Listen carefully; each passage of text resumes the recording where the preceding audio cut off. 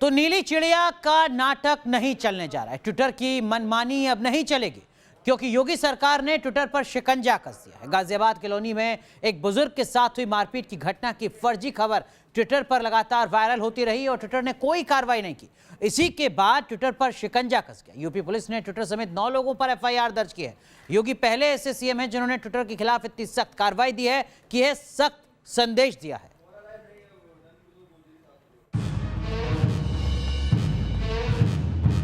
नहीं चलेगी ट्विटर की मनमानी, योगी सरकार ने दी चेतावनी।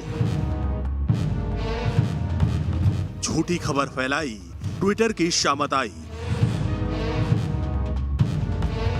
ट्विटर पर एफआईआर, सख्त हुई योगी सरकार। दुनिया के सबसे बड़े सोशल मीडिया प्लेटफॉर्म बन चुके ट्विटर की मुश्किलें बढ़ने लगी हैं।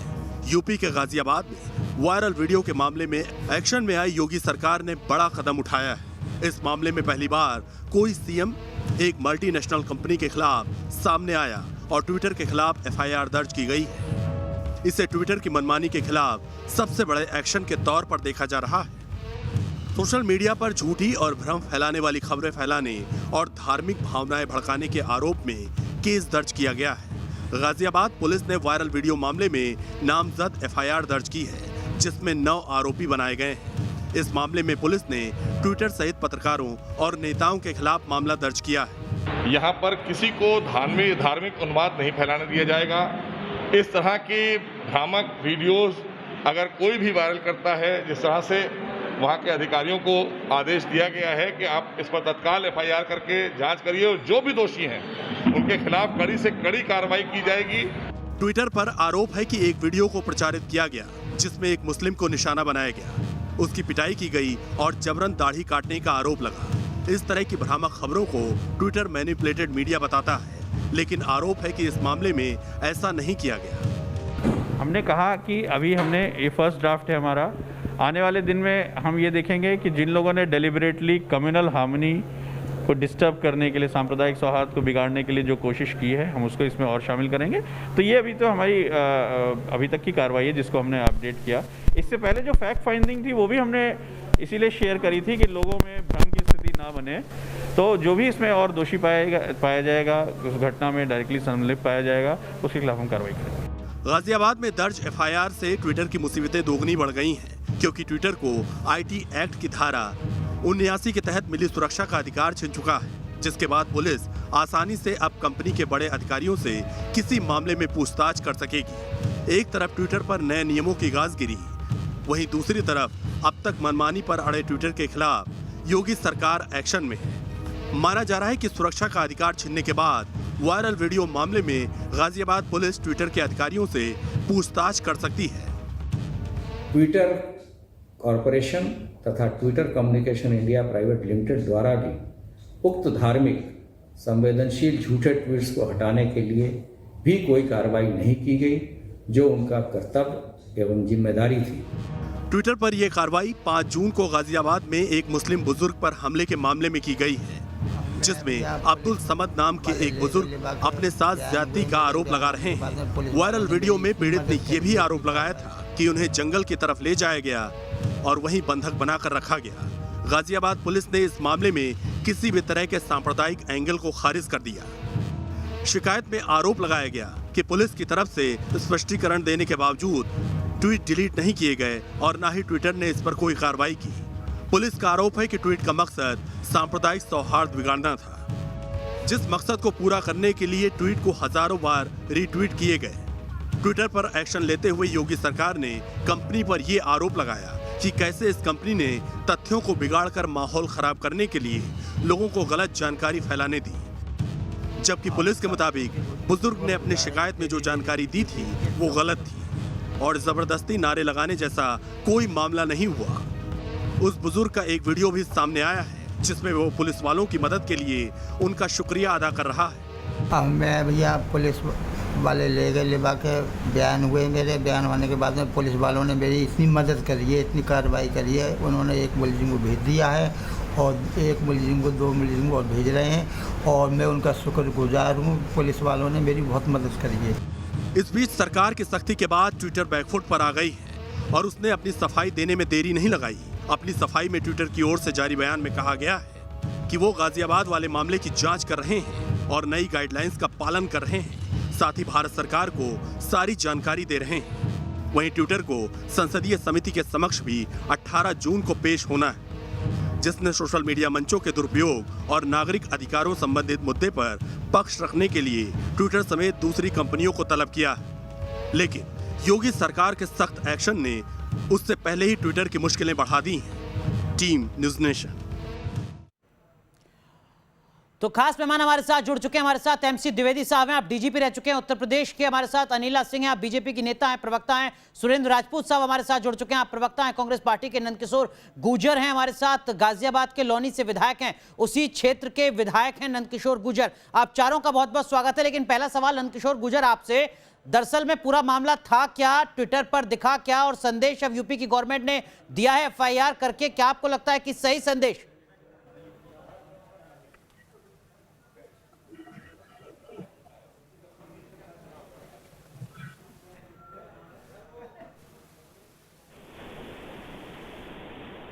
इसमें जिस तरह से राहुल गांधी जी ने ट्वीट किया, ओवैसी ने ट्वीट किया, और ट्वीट करने के बाद जिस तरह से पूरा एक तरफा हिंदुओं के ऊपर जिस बात को एलिगेशन लगाया गया, जबकि मैं यहाँ का विधायक हूँ, इसमें मुस्लिम लड़के भी शामिल हैं और ये एक साजिश के तहत किया गया है। क्योंकि मुस्लिम जो है जिस तरह से उसमें मारपीट कर रहे हैं, दाढ़ी काट रहे हैं, तो ये मुस्लिम, मैं समझता हूँ मुस्लिम के साथ नहीं कर सकते। किसी हिंदू ने किसी धार्मिक अनुवाद में कोई कर सकता है तो वो घटना अलग थी, लेकिन इसको हिंदू मुस्लिम करने के लिए केवल हिंदुओं को दोषी ठहराना, श्री राम के भक्तों को दोषी ठहराया गया, जिस तरह अपने राहुल गांधी जी और ओवैसी के द्वारा।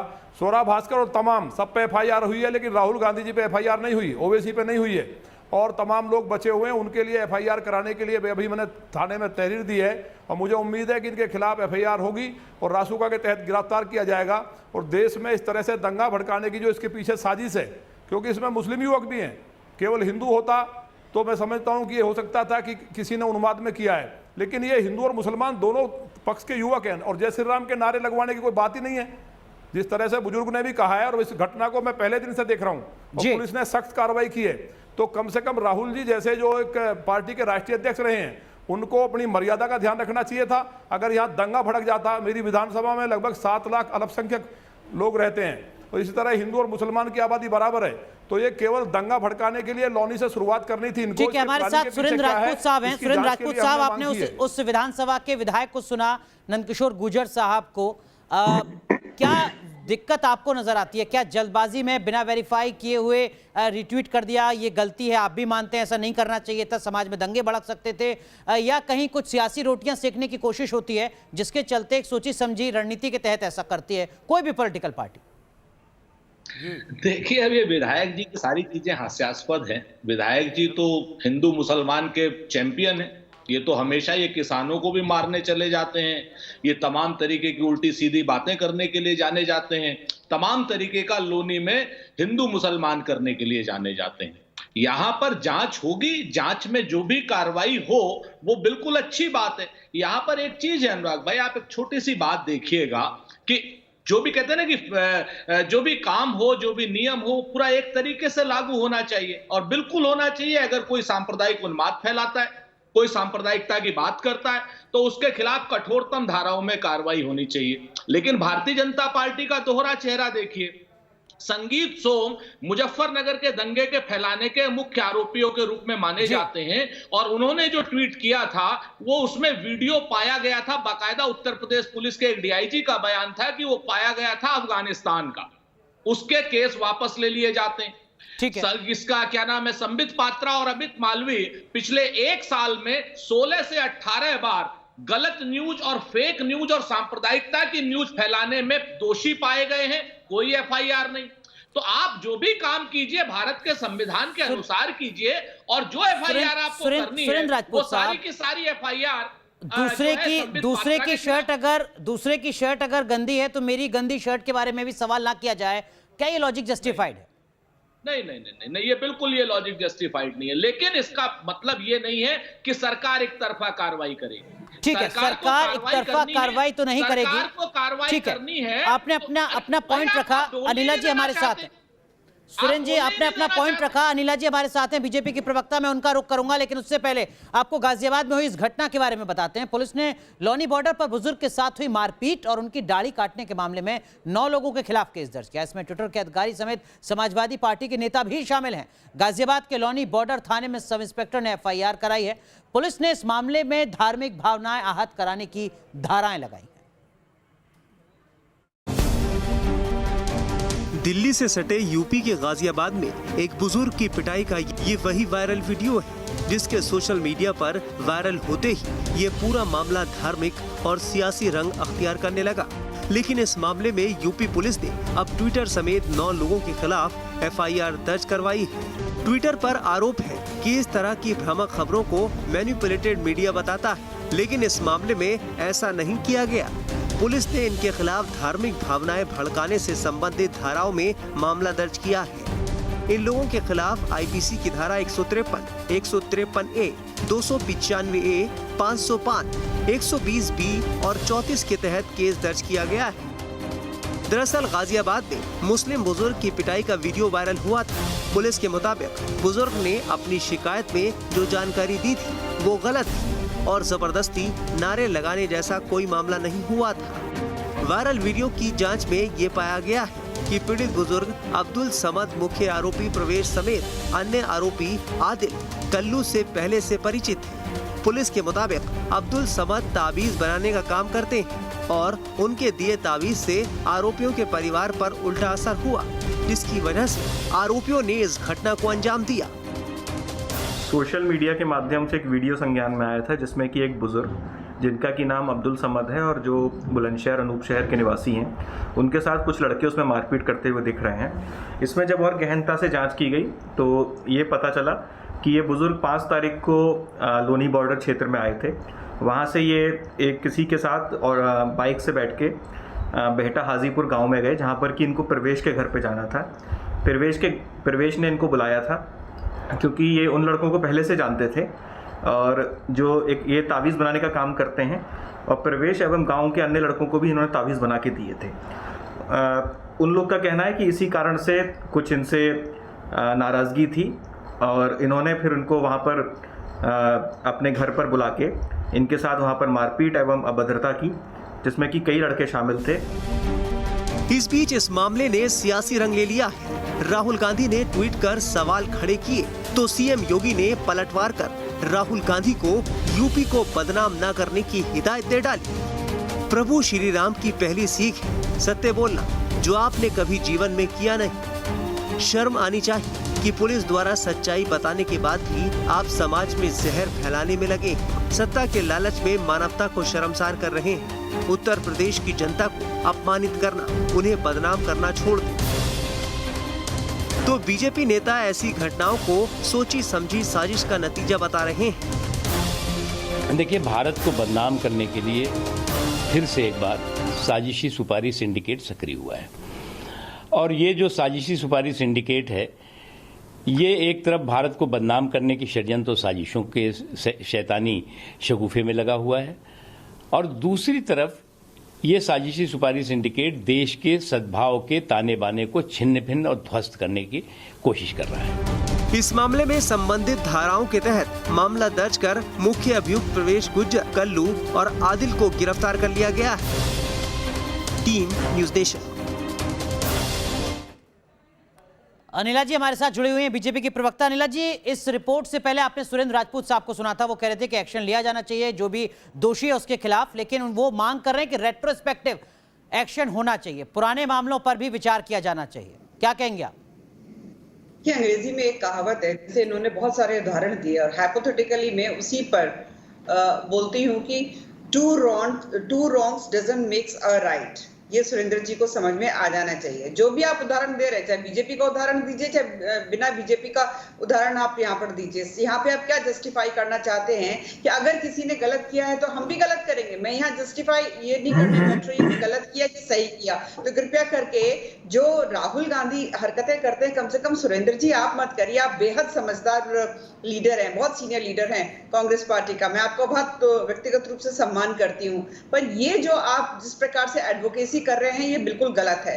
और राहुल गांधी जो ट्वीट करते हैं और जो ट्विटर का जो बिहेवियर होता है, व्यवहार होता है, आप देख लीजिए इनका क्या है, हैंड्स इन ग्लव, यानी कि दोनों की साठ गांठ है। वो कुछ उधर जब भारतीय जनता पार्टी की तरफ बायस्ड होके, प्रेजुडिस्ड होके, वहां पे तो मैनिपुलेटेड। अनिला जी, फिर बैन क्यों नहीं किया जाता ट्विटर को? देश से बैन ही कर दिया जाए, ये बेहतर विकल्प नहीं लगता आपको? मैं आता हूं सुरेंद्र जी आपके पास। नहीं, देखिए ऐसा है कि जो हरकतें कर रहा है ना ट्विटर, जो गवर्नमेंट ऑफ इंडिया ने जो मांग करी है, जो नया कानून है उसके तहत वो उसको ऑब्लाइज भी नहीं कर रहा, तो ट्विटर ये सोच ले कि यहाँ पर कोई दादागिरी नहीं चलने वाली है। भारत जो है ठीक है, ये ट्विटर के लिए साफ संदेश है बीजेपी का, केंद्र सरकार का, दादागिरी नहीं चलेगी। सुरेंद्र राजपूत साहब, आप कुछ कहना चाह रहे थे, अपनी बात कहिए, फिर मैं एमसी द्विवेदी साहब का रुख करूंगा। दो चीजें हैं अनिला जी, और अनिला जी के पास में, अनिला जी तो खैर सम्मानित प्रवक्ता हैं, लेकिन इनका अफवाही और गुमराही गैंग जो है ना, ये सब लोग सिर्फ एक काम करते हैं, बेरोजगार मंत्री इनके, कि राहुल गांधी जी के पीछे पड़े रहते हैं। भाई राहुल गांधी जी का ट्वीट पढ़िए ना, क्या कहा उन्होंने कहा राम भक्त ऐसा काम बिल्कुल नहीं कर। क्या राम भक्तों को आप कहना चाहती हैं ऐसा काम करेंगे वो? और एक बात, दूसरी चीज, क्या अपराध नहीं हुआ है इस आदमी के साथ? क्या इसकी दाढ़ी नहीं काटी गई है? चाहे हिंदुओं ने काटी हो, चाहे मुसलमानों ने काटी हो, तो क्या उनके खिलाफ कार्रवाई नहीं होनी चाहिए राम राज्य में? तीसरी बात, जो सबसे बड़ी बात है, कि आप सारे के सारे लोग ट्विटर को धमकी, मैं कोई ट्विटर का एडवोकेट नहीं, लेकिन आप ट्विटर को धमकी दे रहे हैं, लेकिन ट्विटर पर ही आप लोग सक्रिय है। प्रधानमंत्री जी से लेकर के आपके नीचे का कार्यकर्ता तक अगर कहीं कोई अफवाह फैलाता है तो सिर्फ ट्विटर से फैलाता है। और 2014 से लेकर के आज तक सारे के सारे ट्वीट उठा लीजिए अभिव्यक्ति की आजादी के, तो आपको समझ में आ जाएगी। आज चूंकि आप सरकार में हैं, आज सरकार में होने के बाद अगर लेकिन सुरेंद्र राजपूत साहब, आपकी सारी बातें सही हो सकती हैं, लेकिन कोई भी ऐसी खबर जो भ्रामक हो, जिससे समाज में टूट पड़े, दंगे फैलें, उसको तो एंडोर्स नहीं किया जा सकता ना सर। कौन करेगा एंडोर्स उसको? ये आरोप कांग्रेस पार्टी पर लग रहा है, ये आरोप असदुद्दीन ओवैसी पर लग रहा है। जेल जाना चाहिए। आप तो करिए को जेल भेजिए, संगीत सोम के साथ साथ इनको जेल भेजिए, संबित पात्रा को, अमित मालविया को जेल भेजिए, असदुद्दीन ओवैसी और कांग्रेस के उन नेताओं को जेल भेजिए। सुरेंद्र राजपूत साहब, असदुद्दीन ओवैसी और कांग्रेस के उन नेताओं को जिन्होंने इस ट्वीट को आगे बढ़ाया, जांच करिए, अगर कोई भी दोषी पाया ये अंतर है। सबको जेल भेजिए। संगीत सोम के लिए आप जितनी बेबाकी से कहते हैं जेल भेजिए, कांग्रेस के नेताओं के लिए वो बेबाकी क्यों नहीं नजर आती है? अनिला जी, आप कुछ कहना चाह रही हैं, मैं आऊंगा आपके पास, लेकिन एमसी द्विवेदी साहब, बदलते वक्त में, बदलती सोसाइटी में सोशल मीडिया प्लेटफॉर्म्स एक बड़ी ताकत बनकर उभरे हैं और एक बड़ा खतरा बनकर भी उभरे हैं। आपको लगता है कि जो एफआईआर उत्तर प्रदेश पुलिस ने की है वो एक सही शुरुआत है इस बड़े खतरे से निपटने के लिए? एमसी द्विवेदी साहब, अलग अलग राज्यों में कई बार लॉ एंड ऑर्डर का बड़ा मसला हुआ है और मूल में सोशल मीडिया प्लेटफॉर्म्स रहे।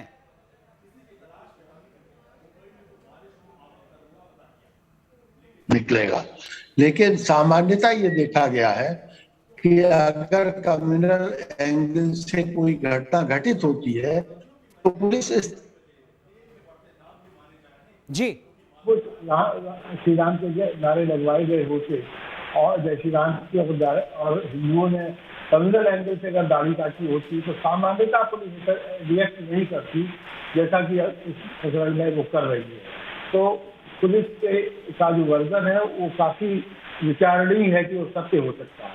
अब ऐसी स्थिति है जो लिखा गया है, बार बार रीट्वीट किया गया है, और जिससे कि कम्युनल राइट संभव था या हो सकता था, उस स्थिति को अवॉइड करने का हर रिस्पॉन्सिबल सिटीजन की जिम्मेदारी है जी। और अगर वो जिम्मेदारी नहीं निभाता है तो फिर वो कोई पॉलिटिकल एंगल से हो या पर्सनल एंगल से हो, लेकिन वो देश के साथ अन्याय कर रहा है, समाज के साथ अन्याय कर रहा है और उसके विरुद्ध कार्रवाई होनी चाहिए। तो पुलिस ने जो कार्रवाई की है, अगर वो सत्य पर आधारित है उनकी जांच के पर, तो मैं निश्चित रूप से कहूंगा कि ये बड़ी आवश्यक है और इस तरह की कार्रवाई अन्य प्रकरणों में भविष्य में होती रहनी चाहिए, तभी इस तरह की घटनाएं रुकेगी। अन्यथा समाजद्रोही लोग या देशद्रोही लोग इस हमारे नेशन को डैमेज करते रहेंगे और इसमें सांप्रदायिक भावनाएं बढ़ाते रहेंगे। सुरेंद्र राजपूत साहब, 30 सेकंड। बीजेपी के नेता को जेल हो और कांग्रेस के नेता गलत ट्वीट करें तो उस पर जांच हो, ये विरोधाभास तो नहीं हो सकता सर ऐसे मामलों पर जिससे देश में दंगे भड़क सकते हैं? अनुराग जी, मैंने तो आपसे पहले ही कहा कि जो भी दोषी हो उसके खिलाफ कठोरतम धाराओं में कार्रवाई हो, नियम एक हो। You show me the face, I will show you the rule नहीं हो कि संबित पात्रा के खिलाफ FIR भी ना हो और बाकी लोगों के खिलाफ जेल और ये और आप एक घंटे की आप बताइए संबित पात्रा के खिलाफ कितनी रिपोर्ट आपने चलाई, कितनी डिबेट आपने चलाई, सुरेंद्र राजपूत ने क्लियर किया बात। एक भी डिबेट चलाई आपने? सुरेंद्र राजपूत ने क्लियर की है बात। वो कह रहे हैं कि एक्शन हर किसी के खिलाफ होना चाहिए, ईमानदारी से होना चाहिए। सुरेंद्र जी यहाँ झूठ बोल रहे हैं। क्या FIR दर्ज नहीं हुई है? संबित पात्रा के खिलाफ FIR दर्ज नहीं की इन लोगों ने? स्मृति ईरानी के खिलाफ उनके खिलाफ स्मृति ईरानी जी के खिलाफ इन्होंने FIR दर्ज नहीं करी है क्या? अमित मालवीय जी के खिलाफ इन्होंने FIR दर्ज नहीं की है क्या? सीधी सी बात है, FIR दर्ज हुई है। पर सुरेंद्र जी, मैं आपके बीच में नहीं बोल रही थी। आपने राहुल गांधी जी के ट्वीट के बारे में कहा है, उन्होंने कहा श्री राम के सच्चे भक्त ऐसा कर सकते हैं क्या? तो मुझे ये बता दीजिए, कल्लू, आरिफ, आदिल, मुशाहिद जो वहां पर मौजूद थे, वो कब से राम भक्त हो गए हैं? ठीक है, कब से राम भक्त हो गए हैं? राहुल गांधी जी ठीक है, नहीं, राम भक्त चर्चा का विषय नहीं है। चर्चा का विषय सिर्फ ये है कि अगर इस तरीके की कोई भड़काऊ खबर सोशल मीडिया पर आती है तो सोशल मीडिया प्लेटफॉर्म के खिलाफ कार्रवाई क्यों ना हो, पॉलिटिकल पार्टी संजीदगी क्यों ना बरतें। बहुत बहुत शुक्रिया आप तीनों का जुड़ने के लिए, इस महत्वपूर्ण मुद्दे पर बात करने के लिए। लेकिन हम आपको बता दें कि इसी मुद्दे पर आज देश की बहस भी है। भड़काऊ वीडियो कांड में इस बार कैसे फंसा ट्विटर, इसी मुद्दे पर देश की बहस रात 8:30 बजे दीपक चौरसिया के साथ।